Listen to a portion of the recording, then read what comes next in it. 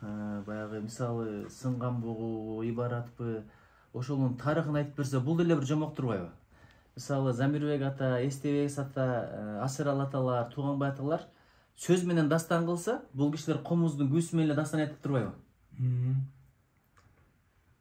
Негизи тарыхы кара сөз менен айтылган да. Мисалы Токтогул Аксакал күүлөрүнүн баарын ырдап чертти дейт. А кийин эле жөн эле чертилип калды да. Абай миң кыял, тогуз кайрыктардын ырлары да бар экен.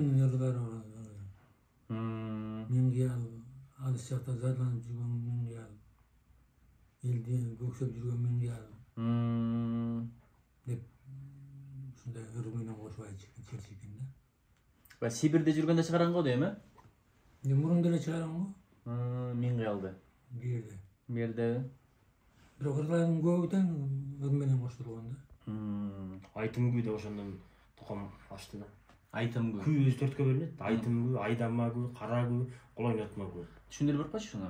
Айтым күү тарыхы менен ырдап чертилет. Күү бир кайры токтун жетип ышкан күү, Токтогултордон чыккан күү, тогуз толгоп кайрсаң, ушуну кайрып отуруп ырдап отуруп чертет да. Анан кийин чайкамасы деле, чайканада чыгып кеткен, накады чыгып кеткен күү.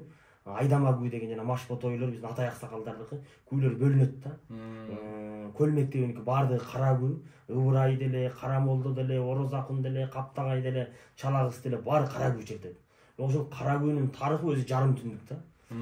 Ол экен кээде Саякбай ата менен айтышып кетет, Саякбай ата менен айтышат экен, Карамолдо Ороз. Сөзгө аябай чечен экен да. Анан айтышкандан Молдо экен сөз салып отур дегенден баланча күүдөн баштайм деп түн жарым койдун этип ышканга чейин ошо сүйлөп анан чертет дейт. Күү өзү кыска, тарыхы өзү узун. Ниязалы Орош уулу түштүк мектебине таандык болгон, булар жана кол ойнотмо күүлөр да.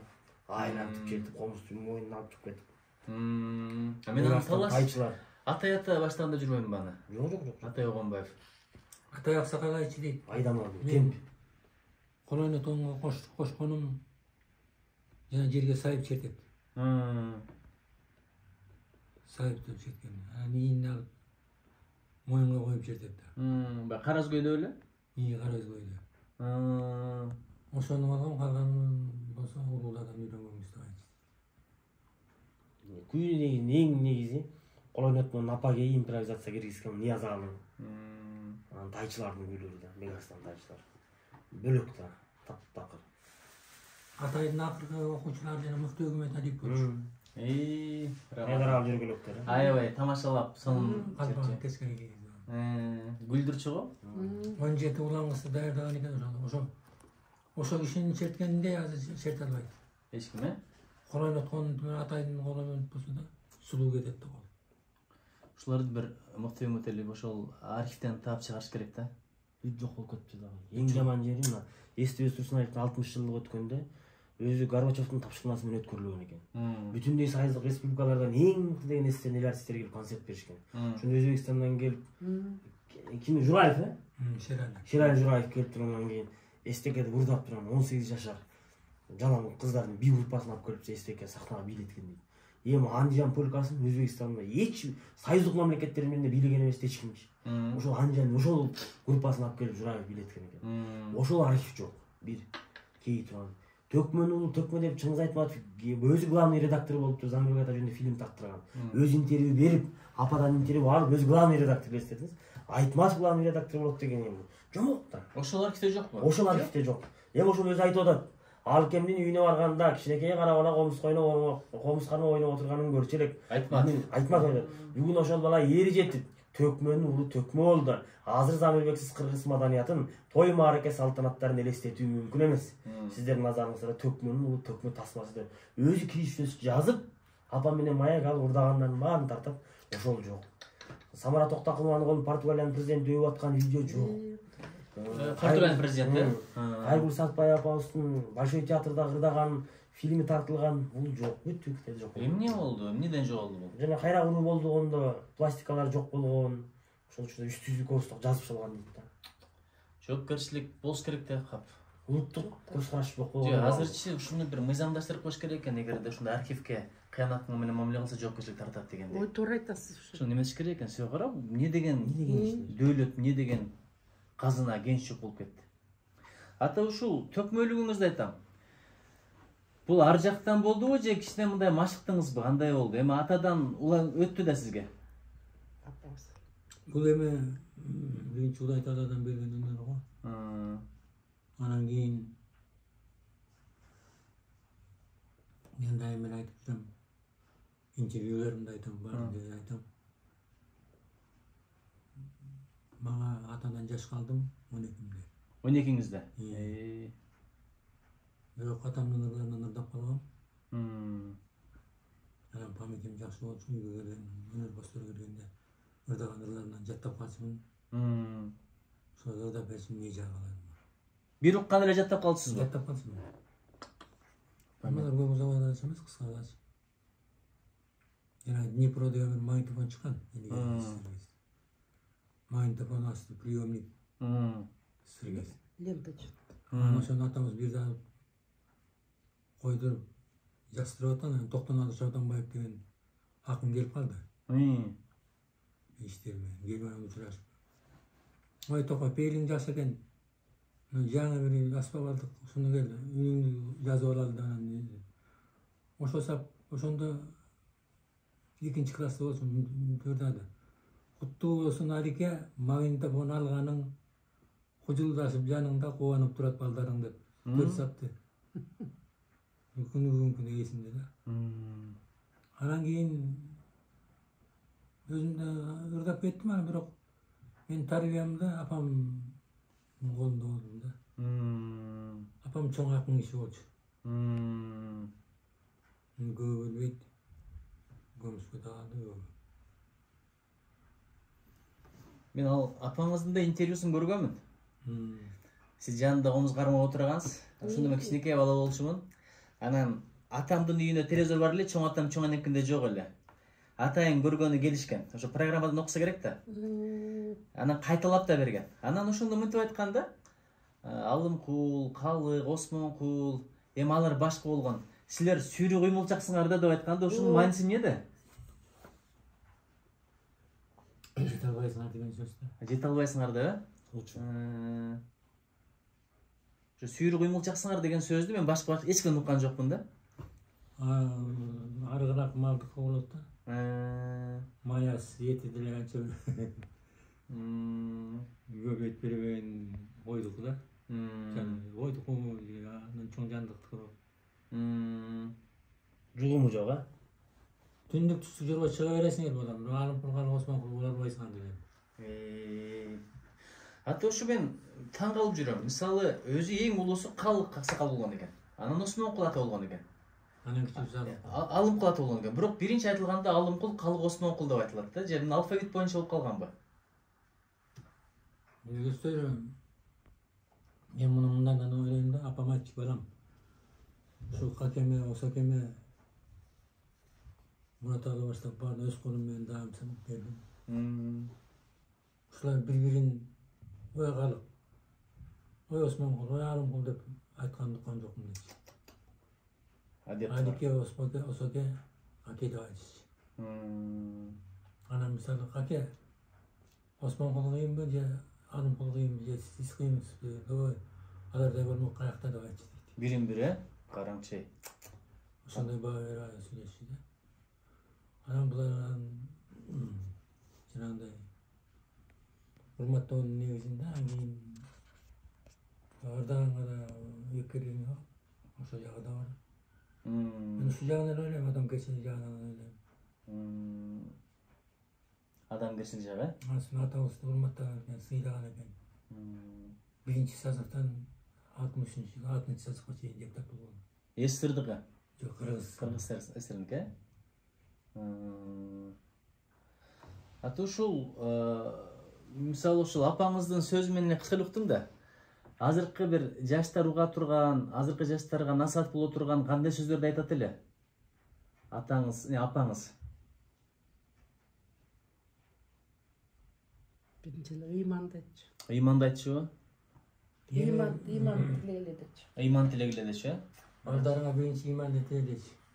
Өмүрүн тиле. Анан дагы сага айтайын, жетесиң, үйрөтүп курасың, сый көрөсүң, сыйлайсың элди. Колу буюм көрбөгөн, көзү жийин көрбөгөн адамдар менен мамиле түзбө дечи. Ох, ушуну жазып алайынчы. Колу буюм көрбөгөн, көзү жыйын көрбөгөн киши.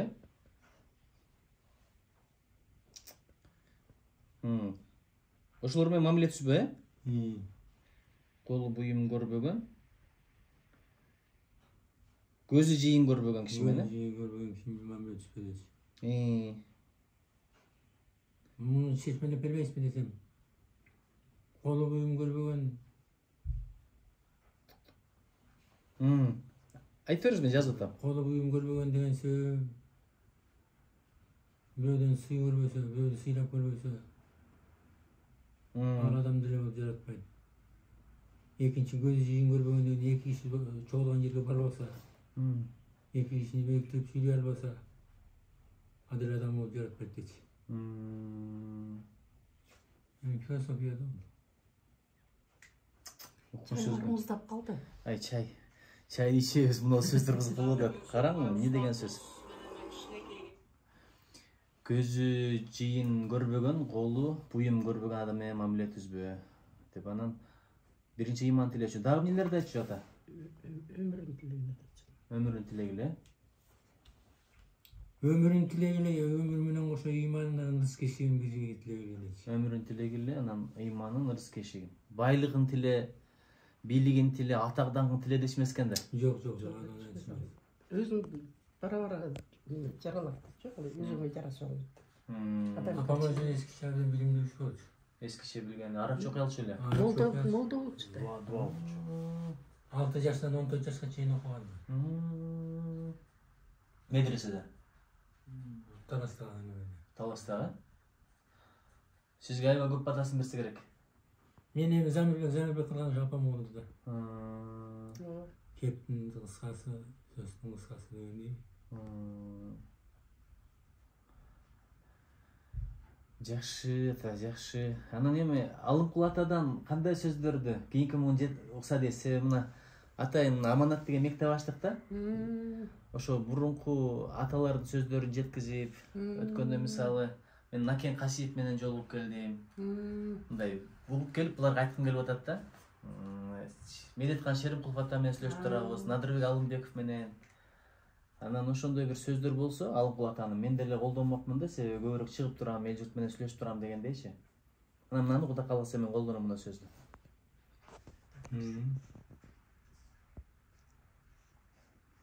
Эми булардын немелери көп.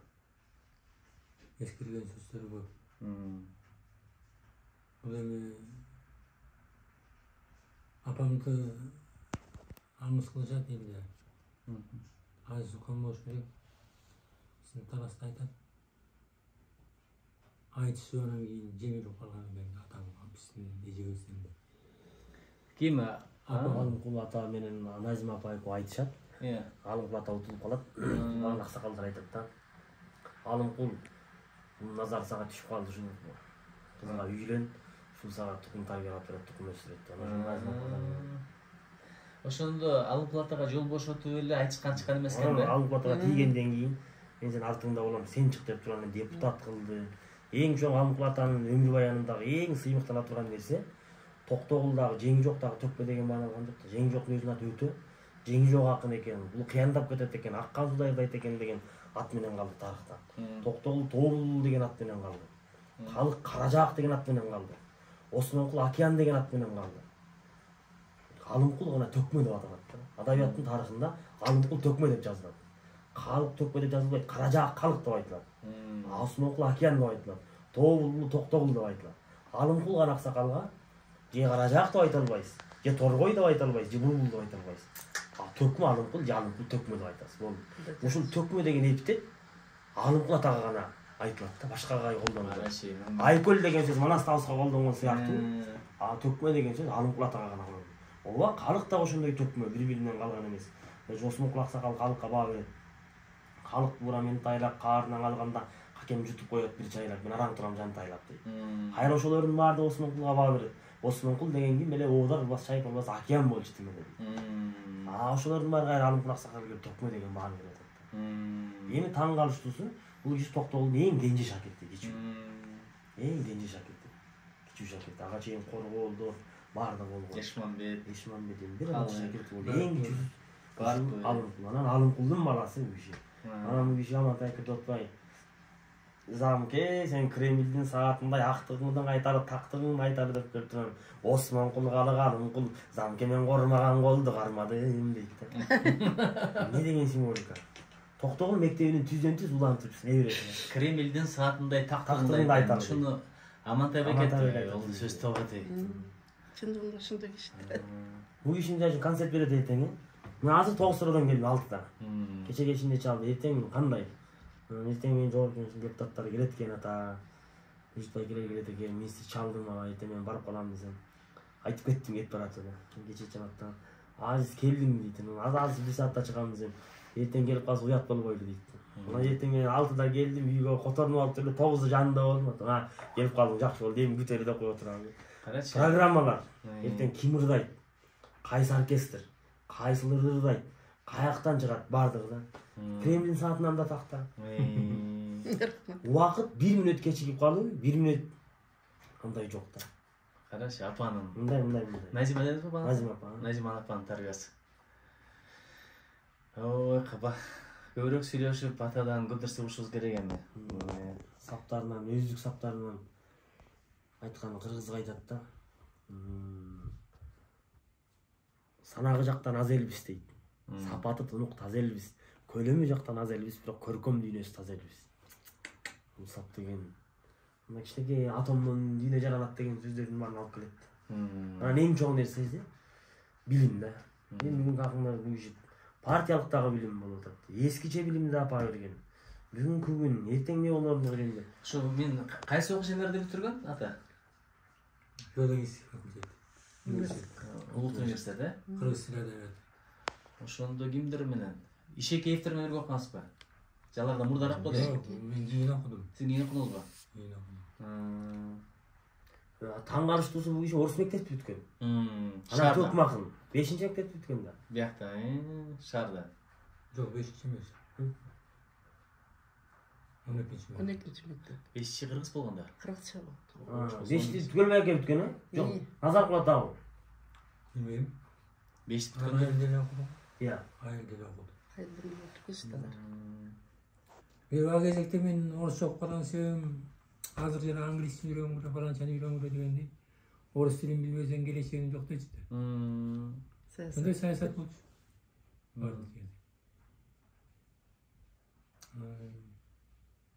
Азыр эми орус мектепте окугандар орусча билген жакшы, бирок кыргызчаны унутуп калып атпайбы? Ошентип атат. Ата болсо кара, мындай кыргызча сүйлөмөк турбай төкмө болуп кандай сөздөрдү табат. Мен орусча окуган пайдасын гана келтирди да. Мен дүйнөлүк адабият менен тааныштым. Анда Советтин Союзунун учурунда библиотека бар болчу ата частный.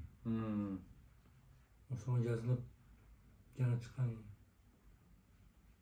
Байрон Гётелердин китептеринен окудум. Мен деген котормочулар которгон китептерди. Түзмө түз таасир этпесе да ойдон ой пайда болот. Саптан сап пайда болот дегендей. Окуш аябай маани берген силерге. Раматылык Табылдегенбердиев, Жеңишбек Алы болуп туруп калдык. Төлөгөн Касымбековдун тажиясында. Опера балет театрынын алдындачы. Анан Жеңишбек айтты, Төлөгөн Касымбеков үчүн бул келген киши аз депчи. Эми көп эле киши келди, бирок аз деп. Анан ошондо Табылдегенбердиев Алы менен Жеңишбек айтпадыбы? Силер көп окубайсыңар депчи. Алла Таала талантты берген, бирок көп окубайсыңар, ушуну мындай талантты таптап айтасыңар деп айткан да. Окушуңар керек деп. Айтып атпаймынбы, мына Байрон Гётелерди окуганбыз, таасир эткен деп. Ойдон ой чыгат деген сөз кара. Ата, сизди кыйнап жүргөн жокпузбу? Жок. Исмаил Аксакалдын үйүнө барганда апаңыздын айтканын айтсаңыз. Жетпей коллектан. Кайсы? Тууган аяк Аксакал тамада болгондо. СССР СССРдин артист болуп калды. Кыргыз СССР. Ана кезекте ресторанда эмес, үйдө берчү тойду. Үйдөн той берген апам экөөбүз чакырып калды. Биз орто ченинде барып калдык. Барсак той кызып башкада болуп калыптыр элдин баары. Төрдө Исмаил Аксакал отуруптур. Орон чийип. Ана ишерде отурупту. Anam apam bергендер келиңиз деген орун Смакемдин жанынан орун берди. Анан беседадан чай ичкенде тууган эке айтып калды. Назым апа, келгениңиз жакшы болду абдан. Келбей карабы деп чийпибиз чыкты эле. Мына бүгүн сизге акылдашканбыз бу жерде, эстебебиз токтосун балдарыбыз. Бүгүн сизди Смакен менен айтыштыралы деп атабыз деди. Смайыл менен. Анан апам айтты. Я айланайын тугама. Айтыштырсаң мындан 10 жыл мурун айтыштырсаң болмок. Смайыл кайным мага ыңгайлап атканча мен Ромсага айтып бере берем деди. Азырдын баары мен угулума бергем. Замирбек балам. Анан көрө комуз берип абасын учураштырып батасын алып бербейсиңер менен. Карачы. 20 сапта 30 сапта эрдан. Жеден батасын берген. Тапкан сөздү кара. Айтырсаң 10 жыл мурда айтырсаң болмок. Ошондо мен бир сөз тапкычы 10 сап айтмакмын дедиң. Смайлык сага ону жай да. Оталганы жай. Уй деп кайрып келгенге мен 10 сап айтып эм деген. 10 сап айтып. Смайлың ыраны ырданганча мен 10 сап айтып эм. Андан көрө мен бүт ырымды балама бергем. Андан көрө ошо ырдатып туруп батасын алып бербейсиңби деп, комуз болсо.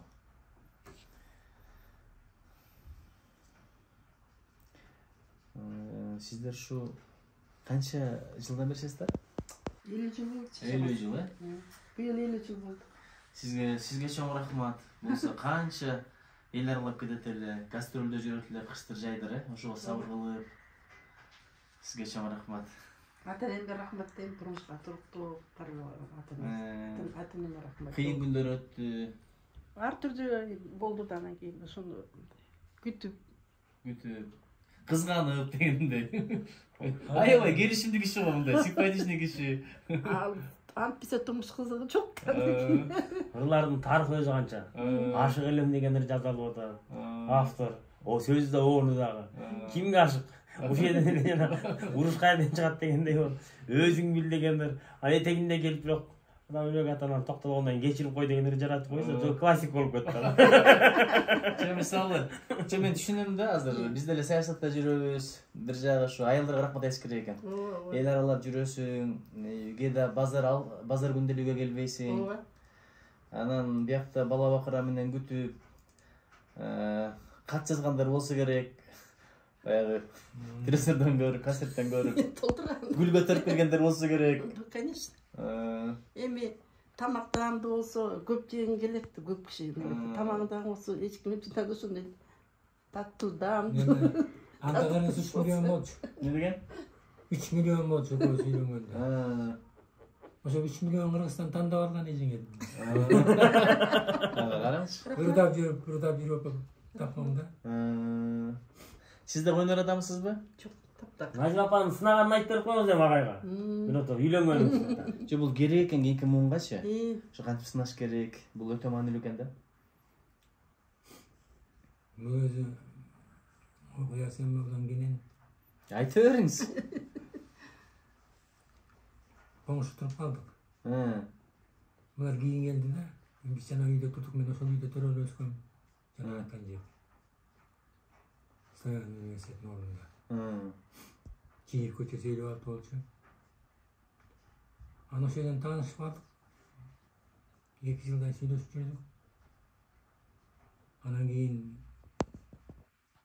апам айттым, апага үйлөнөм. Анан мага айтчы. Үйлөнүп турган болсоң мага бир көрсөт балам. Мен бир эле көрөйүн. Болду, анан кийин айтам, үйлөн же үйлөнбө. Анан кийин буга барып айттым. Сен ушундай апам көргөнү айтат десем. Мен көргөзмөгөнүм деп. Ансын кантип өтөт дедим. Аздан кантип өтөт. Караң эми.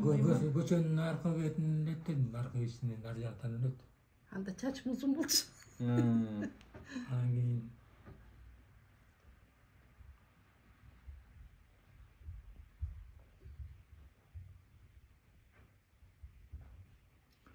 Apam ayttым, apam баланча жумуштан чыгып дем алышта тамак иче турган учурунда үйүнө келатат. Аркы көчөдөн ичет бир көк пальто кийген кыз келет, ошону караңыз дедим. Анан кийин бул өттү, карады. Анан кийин чай ичип отурабыз, унчукпайт. Анан кийин эмнеден балам, жактырып калсаң ала бер деди. Жактырдым, аны жакшы билүүгө болот экен. Толорсу жакшы, түздүсү жакшы экен дедим. Толорсу эмне жакшы? Бутундун толорсу. Тогорсугу? Кумажанга берилген баада. Тогорсугу дагы? Ошону айтты. Тогорсугу дагы эмне?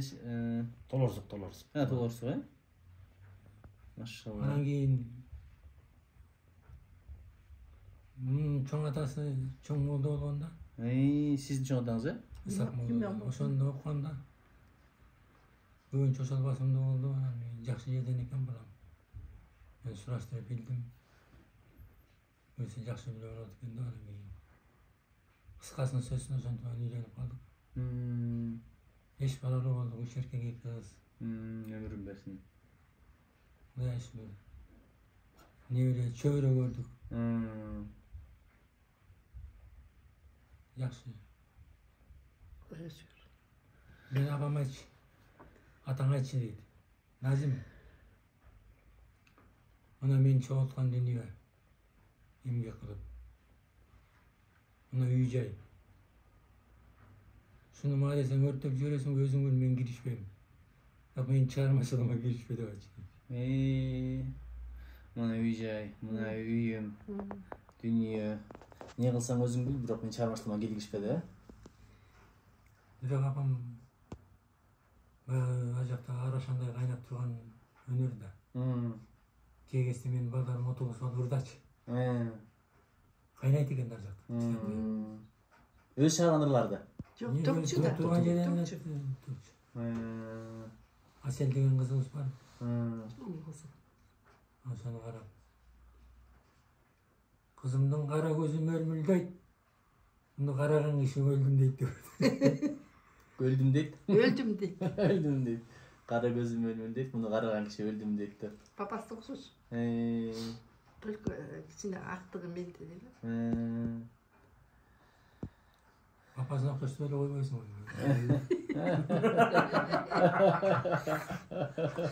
Актыгын көчөрүп кетет. Өзүм кара тору жигит болсом, анан кара тору ойлонуп. Бир Айшенемдин бир досум кара тору. Анан Айшенем мейиздин карасы таттуу болот деп ошентип койчу экен да. Мейиздин карасы таттуу болот депчи. Рахмат ата. Ушу бул менин кыялым, тилегим болчу. Рахмат. Мен бир жолу тышкы иштер министрлигинде иштеп атсам, мындай капсынан чыга калсам, эшик тоскон кыз бир кишини киргизбей атат. Карасам эстебес ата. Жаш кыз да тааныбайт, орусча өскөн. Анан, эмне кылып атасың деп анан жетелеп кирип, ошол 2005-жыл болчу. Кайсы жыл өлдү экен билбейм, бирок ошо акыркы биринчи көргөнүм ошо болду да. Сүрдү көп, мындай сүйлөшө деле албадым. Анан Асер атаны көргөн жокмун, Туганбай атаны көргөн жокмун. Анан эми сиз ошол плеядадагы эң даңазалуу акындардын бирисиз.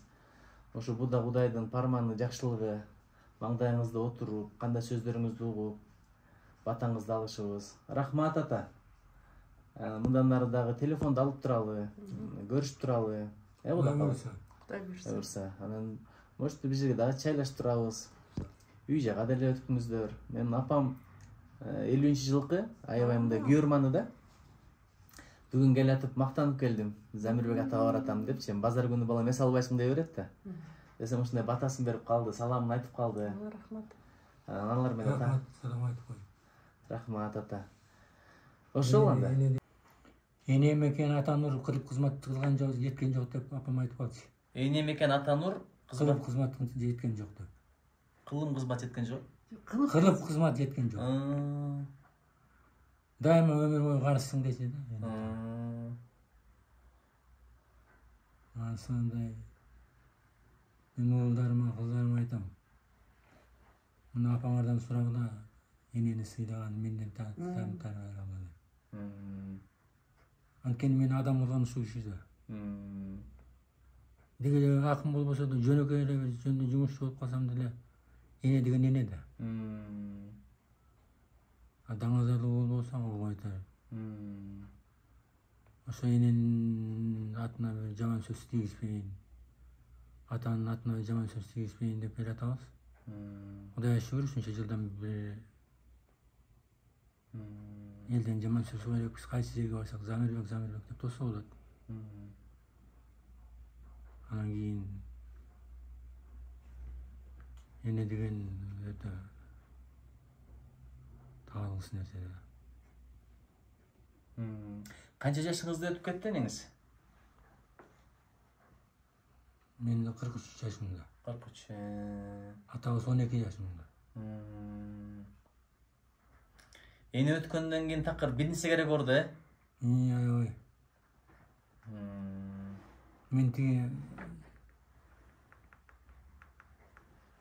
68-жылы киргем да филармонияга. 45 жыл иштедим филармонияда. Жалпы чыгармачылыгым мына быйыл 55 жыл болду. Анан кийин 28-имде 79-жылы Ленин комсомол сыйлыгынын лауреаты болдум. Анан кийин апам, балам, биринчи сыйлык алып атасың. Улуулай баштаган өнөрдү улап жатасың. Элдин батасына да той берип, батасына да той таядан бир күнү көбүстө отургусуп алып айтты. Балам, мен толук ишендим сага. Ата жолун жолдой турганыңда. Мен жүрөгүм оордунда. Сен бул өнөрдү көркөндөтөтүңө көзүм жетти. Деп анан батасын берген. Мен өйрөтүп атканда жанымда отуруп кошурдачы.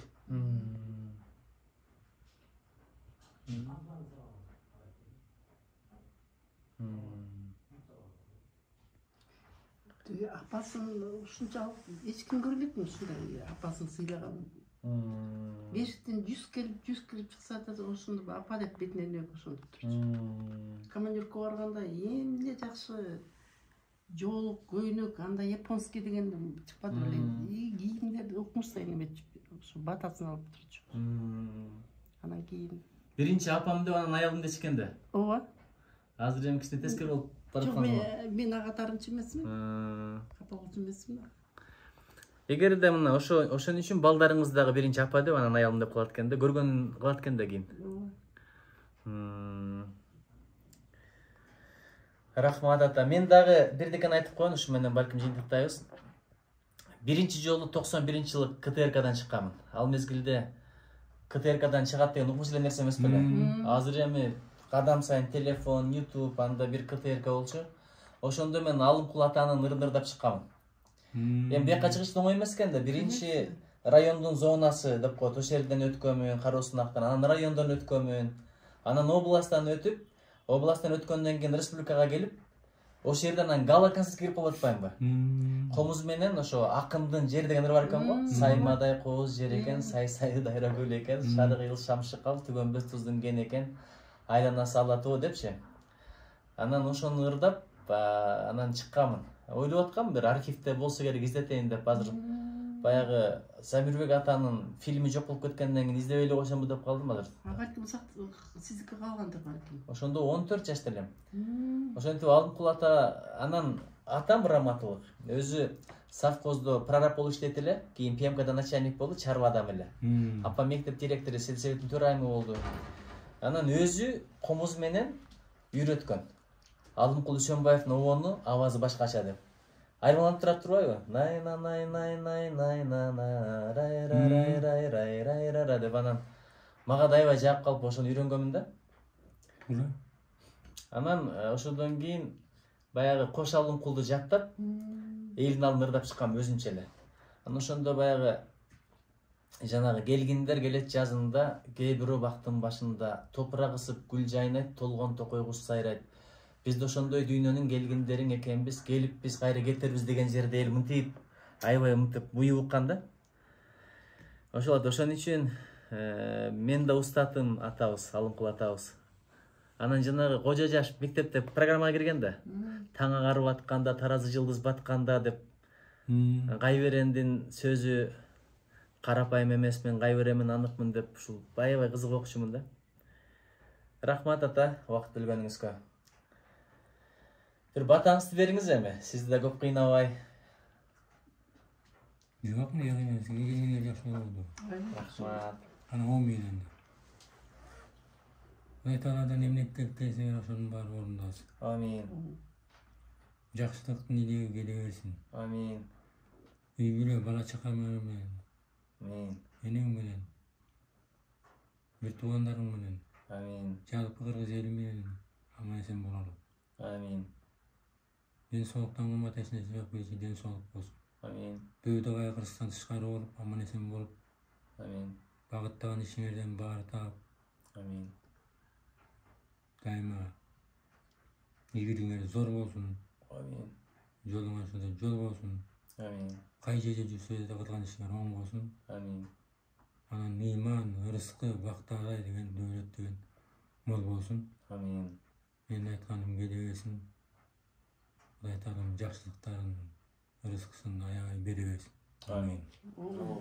Рахмат ата, рахмат. Сизге чоң рахмат. Сен сага да чоң рахмат сөз Азиз, болгон. чоң рахмат. Азыркы сөздөрүң мага аябай таасир этти. Сен жашың жаш болгон менен мындай менден да түргөтө турган бала экенсиң. Сөздү түшүнөт аябай. Карачы. Атайын ата жөн эле келип кетпейли деп мына тууронду алганча келдик. Сөзүңүздү уксун деп. Анан Аманат деген мектебибиз бар, ошол жерде окуган бала. Бу дагы канча нерсе үйрөндү. Өзү баягы мурда биз коноктор келгенде эске чыгарып ийчү го, ошол туура эмес экен да. Ооба.